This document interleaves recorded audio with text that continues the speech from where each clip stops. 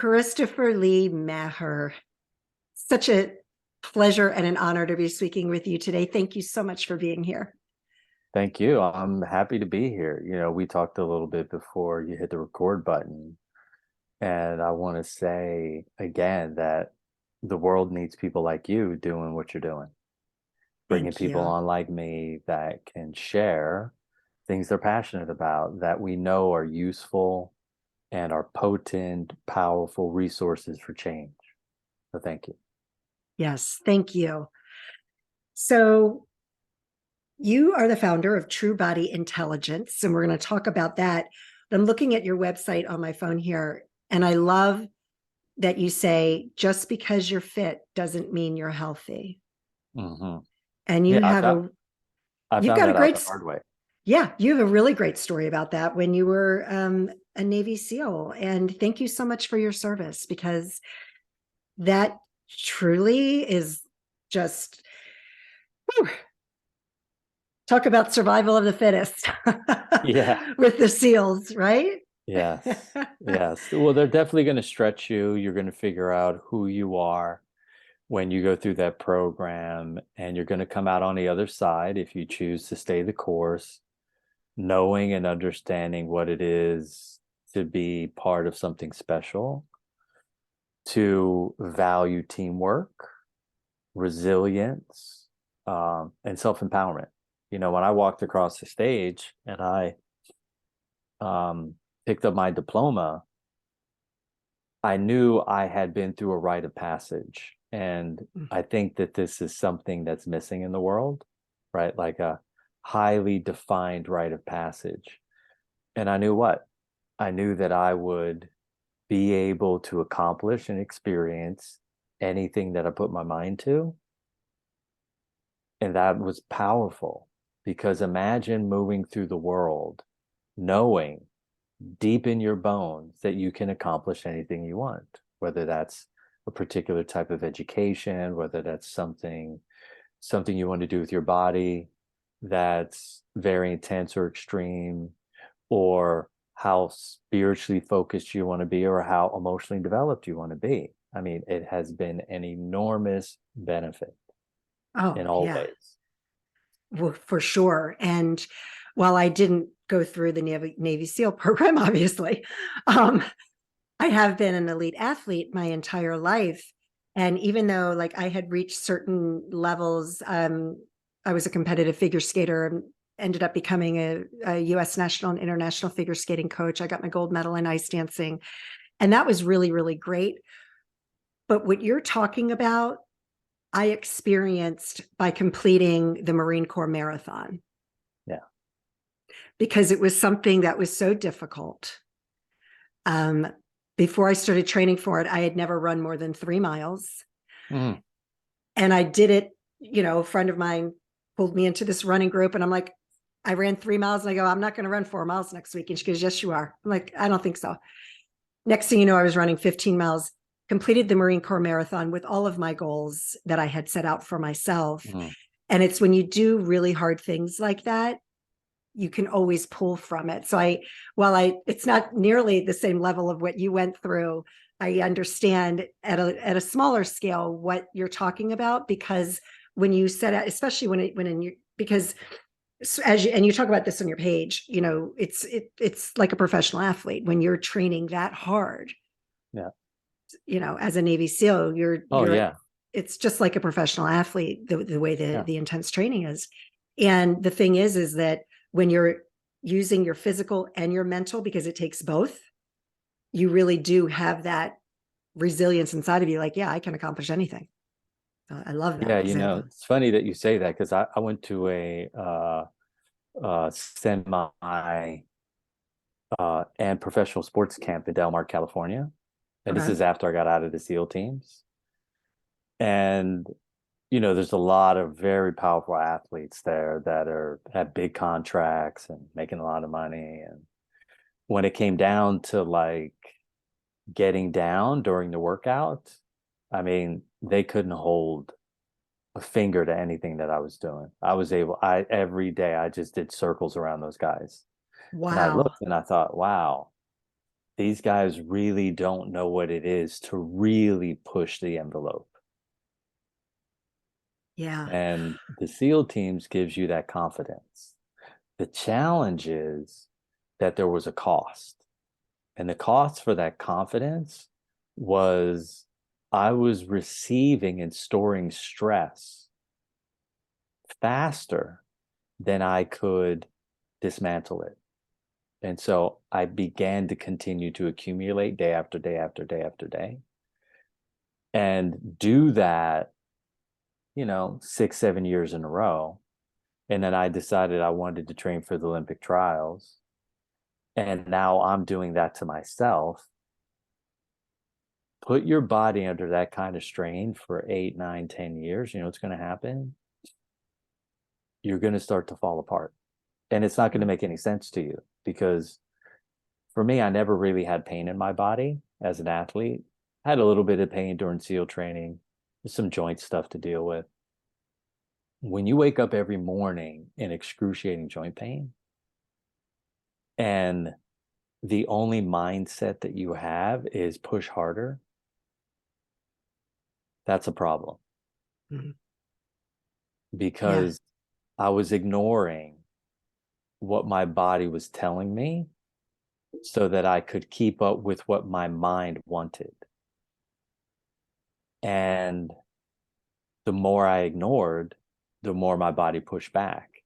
And so the more I ignored, till it got to the point where I got in a car accident and the pain drove into the center of my hip. And then I could never get away from it, ever get away from it, no matter what was going. As soon as I opened my eyes in the morning, I could feel the throbbing.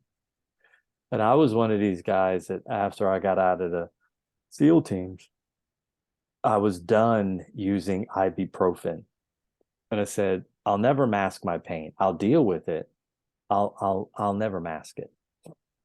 And then it shifted from joints into me losing the function of my sense organs. So my vision started, well, first thing was my hearing. My hearing was collapsing. My vision was collapsing. I needed a full-blown hip replacement. I was losing massive amounts of sleep because I was getting up every night to urinate, sometimes 3, 4, sometimes 6 times. And yet I still had this intense workload during the day. I ran my own business, going to school full time, training for the Olympic trials, and spending all my free time generating more resources. And so there was very little time off. And I was doing this all under an intense amount of strain and pain and discomfort and stiffness. And that created a lot of frustration for me. I remember going to a race, performing poorly, coming home and crying, getting on my knees, praying and going, look, I don't get it. I'm working hard. I'm putting in the energy. I'm putting in the effort. I'm doing the right things. I'm eating good food. I got great coaches. I'm part of a good team. How could this possibly be? And that went on until one day I decided to reach out and ask for help. And then And I was what, sitting in the kitchen with one of my buddies named Jeff, mhm. and he brought a juicer to my house, and he made a juice: carrot, apple, spinach, parsley. Yuck, right? For him, he was enjoying it, Yeah. and I was fighting my way through it. And at that moment, I looked at him and I realized, oh, he's fit and healthy. I'm fit and toxic. Mm. And that was a difficult pill to swallow Yeah. because I thought I was doing the right things. Obviously, I was doing the wrong things. So, So when you say you reached out for help, did you just call your friend or did yep, you like, okay, so he yep. was the person that you reached out He was to. yeah, I mean, I grew up, I went to a boarding school for 10 years. And when your strategy to deal with loneliness or abandonment or anger or confusion is stoicism, then reaching out is very difficult, because Mhm. stoicism was my winning strategy, right? And the boarding school that I went to, there was no speaking up. And I was someone who was very outspoken. And because I was outspoken, I got punished. And then they sort of, how do I say this? Squeeze a certain sense of myself out of me, because I finally got to the point where I bent the knee and said, look, me speaking up is no longer worth it. These people aren't going to hear me. Um, because if I feel like something is unfair, I want to say something. Right. And if things don't make sense to me, I want to be able to question this rule. I want to be able to question this idea, because if things make sense to me, I will hop in the right lane you want me to. If things don't make sense to me, I feel like I have a right to question what's going on. And Yeah. I think that was viewed as arrogance. And I think that was viewed as me being difficult. Like, just do what everyone else is doing. And, when I got in the ninth grade, that was very difficult for me to do. Very, very difficult, Oh because yeah. I was individuating into my own character, getting my own sense of self, wanting to push back. And when you live in a student home with 15 other boys, uh, when you push back too much, the house parents are a little worried that the other ones are going to start pushing back against the system, right? Right. Right. And so um, I had to learn to close my throat and clench my jaw and Mm. tighten my abdomen. And I did that. I did that for 4 years. And that takes a toll And that severely. takes a toll, right? Because Oh yeah. now I'm not speaking out. So now I leave the boarding school, and now I'm how do I say this? I'm overly contained and overly controlled, Mm. and too stoic in situations that would warrant some tears. I'm clenching even harder to disallow this emotion and this upset and this frustration to come out. And when you do that too often, too much, you start to get hard inside Mm. from all the clenching and the stuffing and the clenching and the stuffing. And you take on the strategy of avoiding rocking the boat, because when I rocked the boat, I got punished. In which podcasting is great for me now, because guess what? There's no one who's going to hold my hand to a fire and tell me to shut up. Right? There's no one that's going to, because how are you going to do that? I'm my own Right. man, right? And so Right. from all the work that I've been doing, meaning the reduction of stress, the reduction of tension, the reduction of distortion, the reduction of pain, the reduction of toxicity, I feel free to be able to speak into existence what I think has value. And so that's why I'm happy that there's people like you in the world that are hosting people like me to go, hey, I think you have something valuable to say. I think you have something valuable to share. And it's every day that I get on a podcast with someone like you, it's a win for me, for all the times that I had to close my throat, tighten my abdomen, and clench my jaw. Yeah. Wow. Whew. Okay. So you talk about piled up stress causes severe and traumatic damage over time. And you have a name for this called stroma. Yeah. So, Can you talk uh, about that? yeah, let's make a subtle distinction. And I think this is good. There was no term in the dictionary to speak of the effects of long, slow onset of stress and what it produced. But what I realized through uh, my life process and waking up my body is that you could have blunt force trauma, meaning you're running the Marine Marathon and somebody accidentally kicks the back of your foot. That goes to the other side of your leg and you trip. right? And you hit your jaw on a curb, right? Right. That's blunt force trauma. Right. That's going to create an immediate, intense amount of stress imprinted in your nervous system.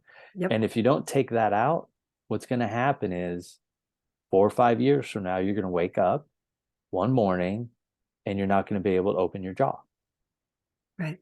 Or you're going to wake up one morning and you're going to go to turn your head to the left and it's not going to move.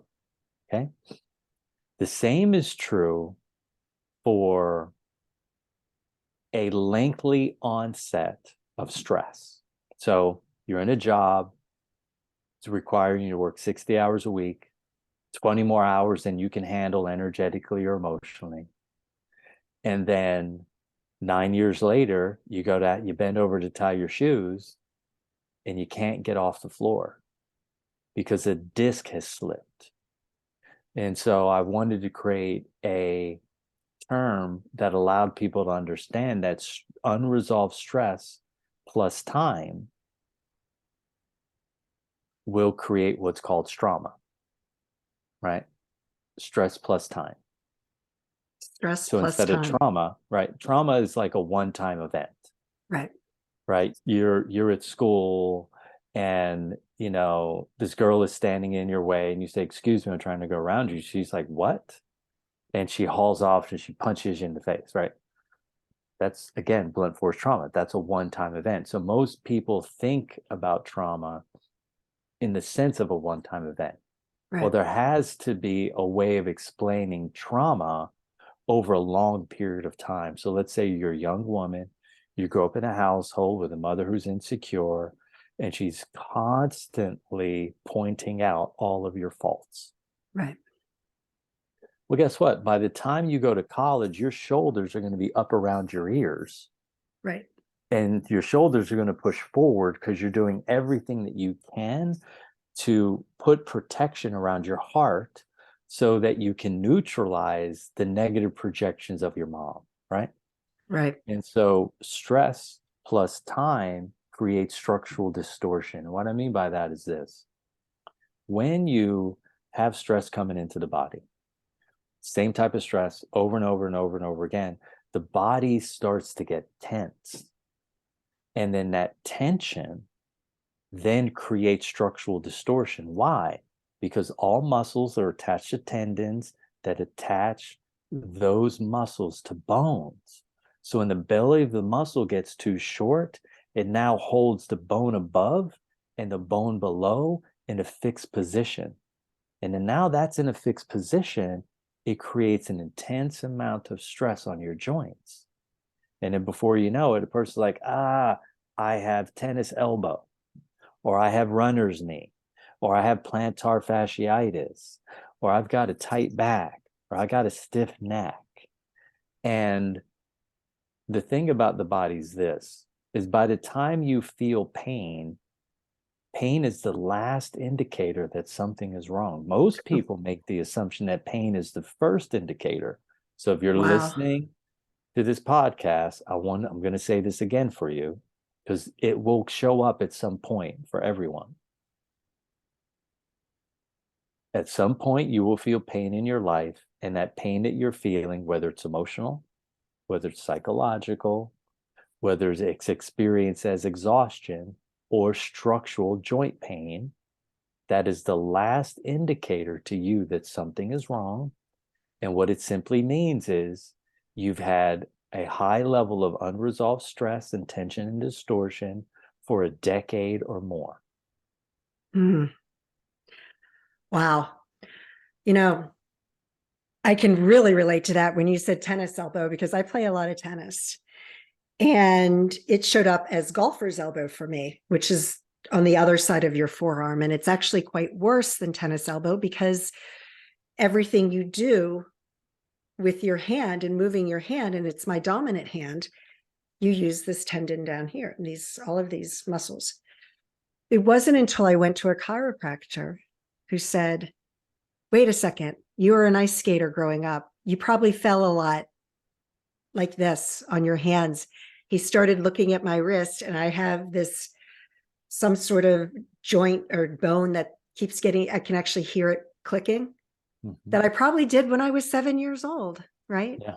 Yeah. And so all these years later, this is how it's showing Yeah. up, is in Yeah. this. And so, yeah, but that's so, I hope people hear that the pain is not the first indicator that something's wrong. It is the last indicator that something's wrong. That's right. And that is worth repeating over and over and over, because I think that, I know even myself, I may have heard that along the way, but now it really sunk in for me. Yeah, I mean, the Yeah. way that I say it is it's to make it very loud, right? Mm-hmm. And I add a lot of context to the distilled insights that I have that I picked up along the way. Another thing for people to understand is that it takes a little bit of time, okay? And yet you have to have the right tool for the right job, right? And when we're talking about pain in the body, the right tool is eccentric contractions. If you're talking about pain in the emotional body and anxiety, the right tool is breath work. Yes. If you're talking about psychological pain, the right tool is recognizing your brain into positive thought and talk therapy. If you're talking about spiritual pain, exhaustion, it's looking at your life and how you're operating in terms of your ethics, your morals, your values, and your integrity and your principles. And if you're able to look at those and you're able to be more integrous, more ethical, more moral, and increase your values, guess what's going to happen? You're going to get more energy, because all energy comes through the spirit body. See, it exists outside of you and then comes to the inside. Most people think your energy emanates from within and then goes out. Actually, no, it comes from the outside in, and then you have energy to operate from. And so, wherever you're operating with a distorted level of function at a spiritual level, it will, how do I say this? It will drain your core energy. And so, everyone alive has a place where they're off, right? They Yeah. know it, their loved ones know it.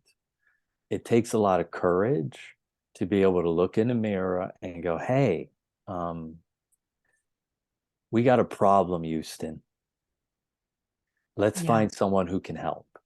And I get it, because it took me a long time to ask for help. Women naturally are more willing to ask for help because their feminine energy is more receptive, right? Yes.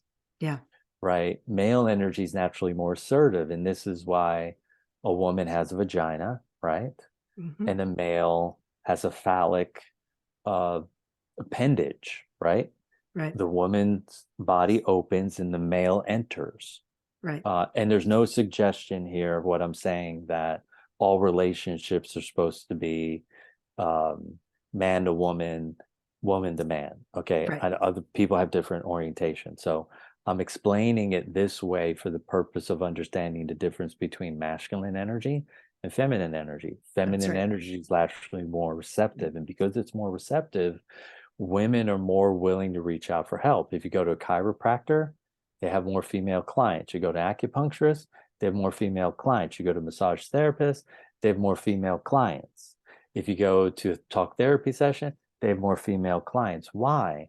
Because women are open to letting people come in and see where they're fractured, where they're disengaged, where they're disconnected, where they're separate from self. Yeah. That's more difficult for men because the three states of being that we've leaned on the most as men has been producing, providing, and protecting. Right. So if I take myself off duty of protection, who's going to protect? And so I'll deal with the pain and the discomfort by going more stoic. And the more Yeah. stoic I become, the more pain that I store. Yeah. Well, it's in the DNA. It's in our DNA Yeah. as men and women. Yeah. Yeah. And Yeah, for so sure. rewiring yourself so that you can have a balance between the two is the best bet, right? Because 99.9% of all humans operate out of what's called a lateralized state of electrical function in their brain, which essentially means one hemisphere is turned on, excuse me, and the other hemisphere is turned off. Okay. So again, that's 99.9% of all humans. So anyone who's listening on the call, if I laid you on the table, I could measure whether or not one hemisphere of your brain was turned on electrically and the other one was off. And then I could walk you through a process within 5 minutes and show you that both hemispheres of your brain are now turned on. So when one hemisphere is turned on and the other one is turned off, what it simply means is the person is locked into an inappropriate stress state. And those inappropriate stress states, they have names: fight, flight, freeze, or fawn. And everyone has one. So when you look at the four worlds, physical, mental, emotional, spiritual, when you look at fight, fight belongs to the physical world because the physical body's okay going into confrontation. Right. Flight is relative to the mental world, which is where fear emanates from. Okay. Fawning is through the emotional world. Okay. Mm. And then freezing is through the spiritual world, meaning the energetic spiritual body. Right. And once you understand how you express yourself through those fight or flight states, it gives you an opportunity to seek out help in one of those worlds where someone can give you some relief, teach you a tool, give you a practice that you can engage in on a semi-regular basis to now shift out of that inappropriate stress state and create a successful pattern interrupt so that you can now move through the world with a quiet mind, with a comfortable body, with grounded emotions, and an abundant level of energy all the time. Wow. And can you just explain how you do this? Yeah. So basically, what Yeah. happens is I see people in like a 5-day process, right? So Okay. they fly in from somewhere around the world. My office is in Los Angeles. And first, we do a deep investigation to see why they're really here, right? People come in and they have some symptom, and they think that's the reason why they're really there. Well, really, the symptom is the hook, right? That's the worm at the end of the hook. It's the bait. Mm-hmm. And then once they're in there, I investigate them and I ask them some very basic, simple questions. And we get down to what's really driving them in life and what they really want. And once I know that, and I understand the two strongest or three strongest negative projections they have against their mom and their dad, it's very easy for me to begin to figure out where to start with this person. Because words are forms of intelligence and they have a very particular vibration to them, right? Right. So if you or Yes. I were to walk into a grocery store right now and there was a woman walking down the aisle and we yelled at the top of our lungs, "You're an F and C," right? Right. Every woman in the store would stop, right? Right. And Right. her nervous system would enter into some level of fight or flight. Some of them are going to be angry. Some of them are going to be shivering inside. Some of them are going to want to leave the grocery store immediately. And then, other ones are going to want to calm the person down, right? And when you have these states and you start to use your breath and particular types of movement where you're using high levels of resistance, you start to pull the tension out of the belly of the muscle. And when the tension is pulled out of the belly of the muscle, the distortion in the posture changes immediately and instantaneously. And now the person has access to a great state of calm and peace and inner stillness in a way that they've never felt before. Because the research that I've been doing for the last 23 and a half years shows that whether you're 7 years old or you're 77, the average human is at about 86% of their maximal saturation of stress, tension, and distortion. And how do we know that this is true? The way that we know this is true is in the United States, it's May, we've already had 203 mass shootings. Mhm. In order for someone to walk into a building or room and shoot people that they don't know, that takes an intense level of psychological and emotional distortion. You can't get to intense levels of psychological and emotional distortion without first having an intense amount of tension. And you can't have an intense amount of tension if you don't have an intense amount of unresolved generational stress that's come in Yes. through the epigenetics and the genetics that's at a minimum of 14 generations old. Wow. So when we look and we see these mass shootings, all we have to do is drop back 200 years and, 150 years and think about cowboys, right? You could be riding through the forest and some guy comes through with his horse and he accidentally bumps your horse and you're like, "Hey man, what's going on?" And he's like, "Well, you got a problem?" And he shoots you in the back, right? Yeah. Yeah. Right? Like when let's go back 2000 years when the Romans were roaming the earth, okay? And raping and pillaging and Mhm. pushing forth what they thought was their right. And they Yep. were killing, beheading, murdering, raping, stealing, and capturing things that didn't belong to them, kidnapping people. Okay. These these ways of functioning were standard operating procedures across the planet. Right. And so when you look at the genetics and the epigenetics, you have to understand that these things have been passed on. So when you're looking at mass shootings, you can't go, "Oh, I wonder what happened in their life that caused them to do that." You need to go back and sift through 14 generations, right? And then Mm. you're going to start to see some very deeply entrenched patterns of dysfunction at a psychological level, at emotional level, at a physiological structural level, and at an energetic spiritual level. And the question is, what can we do in order to make sure that these kinds of decisions are no longer being made in the future? And I know there's a lot of intensity around guns and blah, blah, but the truth is guns don't kill people. No. People kill people kill People kill people people. when they're Yes. stressed. Think about this. When you turn on some of these TV shows every once in a while, you'll see they have these murder investigation shows. And usually it comes back that somebody killed somebody that they know, that they feel that they did them wrong or some way, or they had something that they wanted. Right. And there's no suggestion of me condoning that, but I just want you to take a breath and sit back and think about this for a second. When people kill people they know, there's an emotional level of karma and stress that's going on between these two people.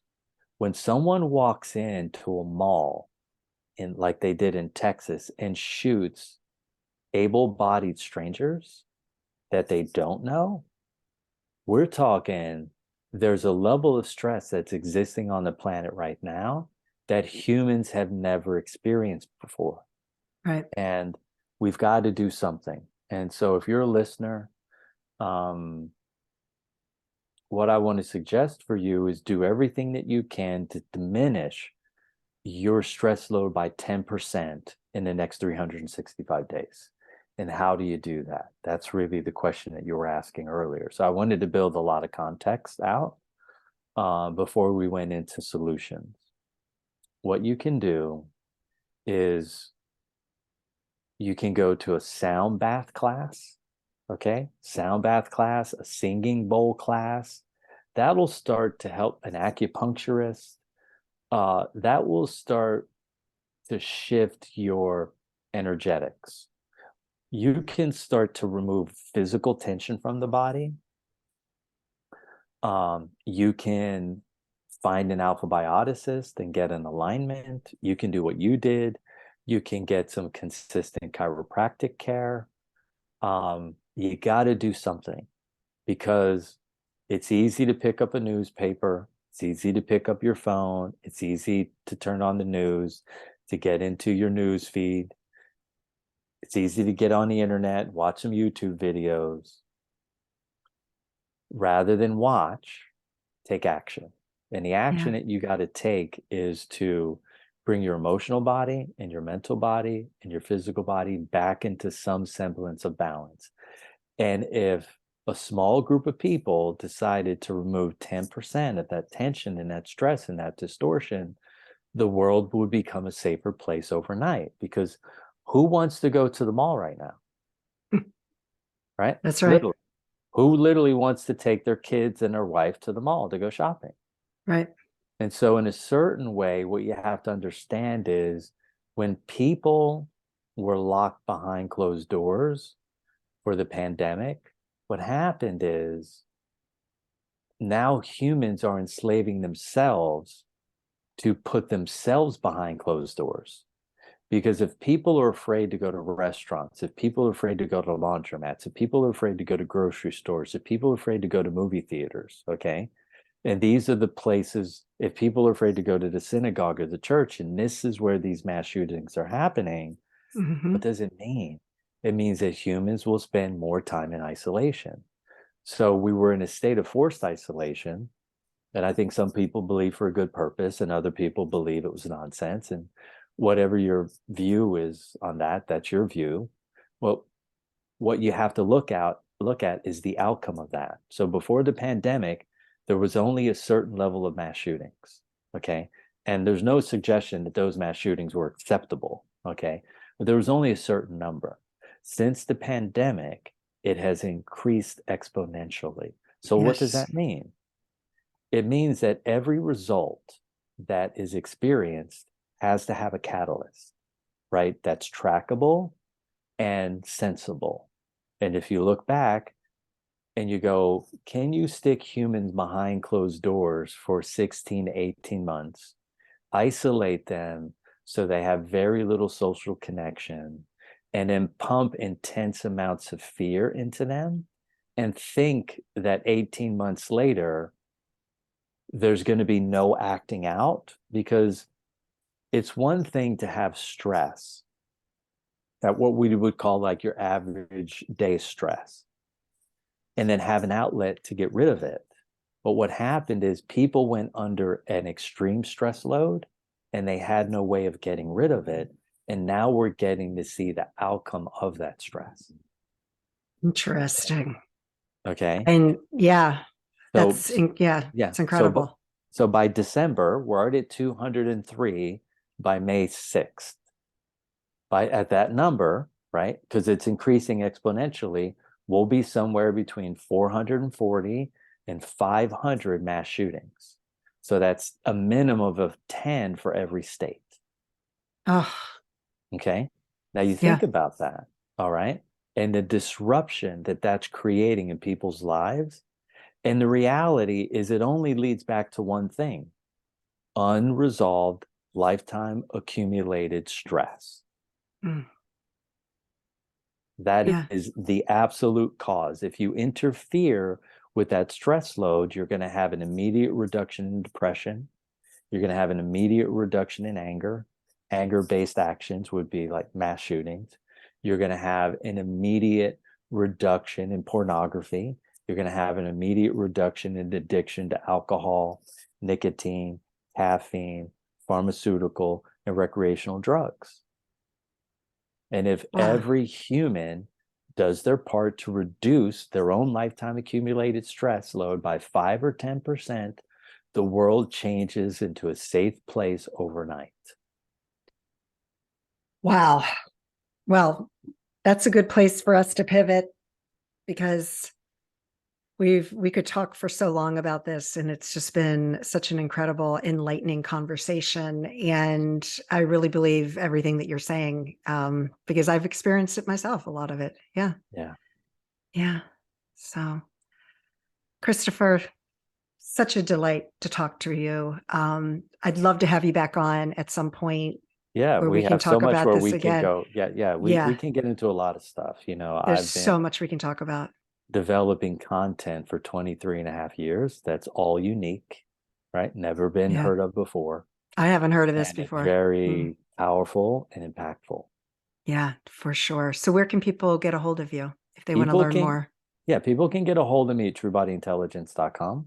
Okay. And if you want to follow us on Instagram, there's True Body Intelligence. If you want to go to Facebook, there's True Body Intelligence. If you want to go to the YouTube channel, I'll be putting up podcasts and videos and information so that people can start to get an education. Because without a proper education around stress, there's no way to make an informed decision that's to your benefit. It's impossible to take heartfelt action to the benefit of yourself and those that you care for without the proper amount of information and education. Yeah, for sure. All right, folks, check out Christopher at truebodyintelligence.com. We'll make sure that's in the show notes as well. And thank you so much.